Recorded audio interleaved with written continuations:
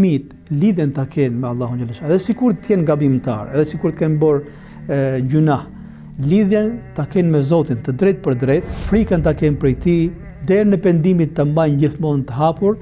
është tamam ajo porosia që i jepet çdo prindi, që sado të mundohesh ti me fëmijën tënd ta kesh nën kontroll, nën survejim, nën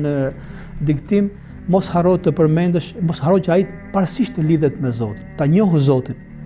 Dhe këtë marrëdhënie ta ketë të fuqishme me Allahun xhallahu. Edhe sikur të bëj gabim fëmia, po ta di gjithmonë që Zoti e shikon, Zoti është falës, Zoti është pranues i pendimit.